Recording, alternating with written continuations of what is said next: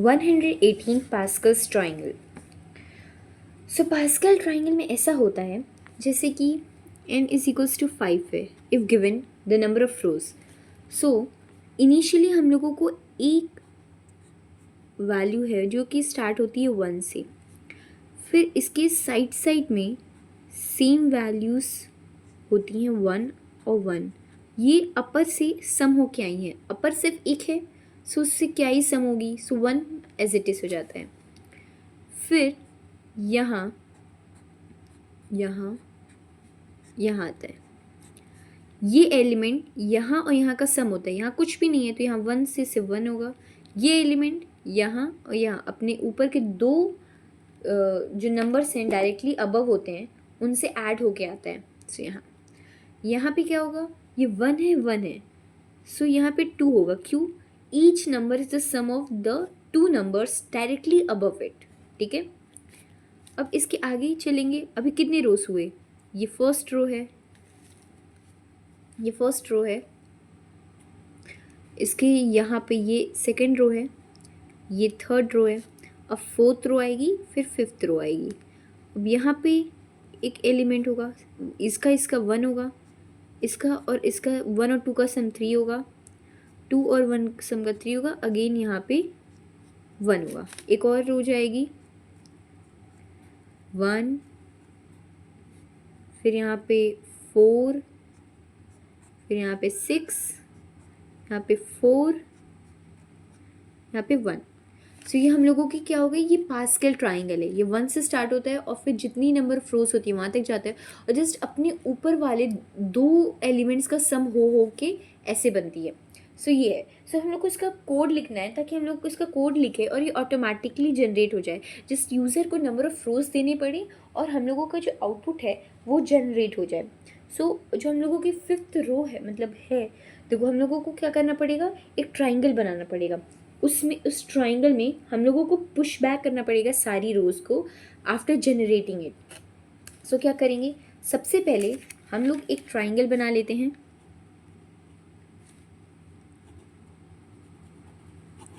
ये ट्राइंगल जो होगा ना एक 2D वेक्टर होगा।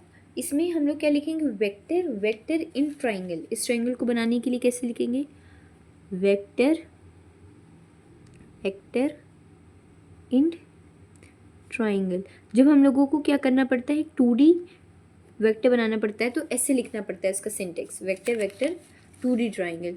ठीक है, फिर क्या करेंगे, हम लोग एक आई लूप चलाएंगे, फॉर लूप से आई इज इक्वल्स टू 0 से नंबर ऑफ रोज से कम तक, दैट इज़ 4 तक, क्योंकि आई की वैल्यूज़ क्या हो जाएंगी 0 1 2 3 4, दैट इज़ 5 वैल्यूज़ यहाँ पे हो जाएंगी।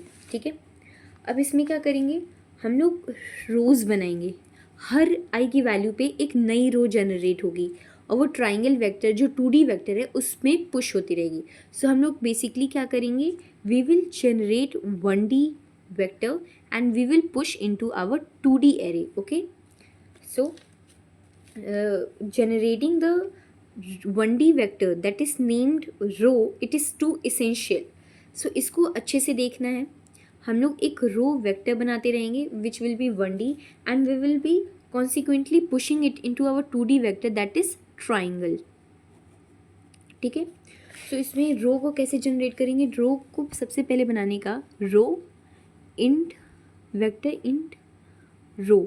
अब इसको क्या करेंगे, i+1, आई क्या है, इंडेक्स है, आई सबसे पहले i+1 दैट इज़ फर्स्ट 0 से स्टार्ट हो रहा है इसलिए यहाँ पे i+1 करेंगे, दैट इज़ यहाँ पे पहले लिख देते कोड i+1, 1 दैट इज़ हम लोग हर बार एक वेक्टर को जनरेट कर रहे हैं जिसका नाम है रो और उस रो में 0 मतलब ये यहाँ पे i+1 क्या है, वो रो दिखा रहा है। तो रो में हम लोगों की 0 से स्टार्ट होगी तो फर्स्ट रो में उसकी वैल्यू क्या, जो सेकंड लिखते हैं उसमें वैल्यू लिखते हैं, उसमें वैल्यू 1 डाल दो। ठीक है, सो कॉन्सिक्यूटिवली जब तक i इज इक्वल्स टू 0 से 4 वैल्यू तक पहुँचेगा हम लोग हर बार एक न्यू रो को जनरेट करेंगे, उसमें सारी वैल्यूज़ 1 डालेंगे। ठीक है, अब इस फॉर लूप के अंदर एक फॉर लूप बनाए, उसमें हम लोग जनरेट किया, अब इसके अंदर एक और फॉर लूप चलाएंगे। वो फॉर लूप क्या करेगा, वो जो चलेगा j से 1 से चलेगा और जब तक i से छोटा है तब तक चलेगा। क्योंकि हम लोग को ये पता है कि नंबर ऑफ़ रोज़ तो डिसाइड होंगी n पे, जो कि यूज़र इनपुट देगा। सो यूज़र जब इनपुट 5 दिया तो 5 रोज़ बनेंगी।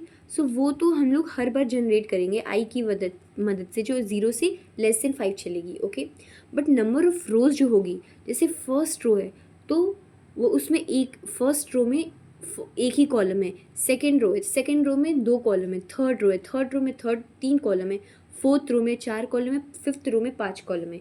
तो जो जे की वैल्यू है वो मतलब 1 से स्टार्ट हो रही है कि फर्स्ट रो में एक ही कॉलम होगा, मतलब एक ही वैल्यू होगी, और वो लेस देन आई होगा, क्योंकि आई की वैल्यू जैसे 0 है तो स्टार्टिंग में ये नहीं चलेगा। फिर जब आई की वैल्यू 1 होगी तब भी लूप नहीं चलेगा। जब आई की वैल्यू 2 होगी, दैट इज़ थर्ड रो से, तब ये चलेगा, क्योंकि यहाँ से ही हम लोगों की कुछ एडिशन होता है। फर्स्ट रो जो सेकेंड रो होता है वो अनटच्ड रहता है, उसमें कुछ भी नहीं करना होता। थर्ड रो से ही वो वैल्यूज़ अपडेट होती हैं।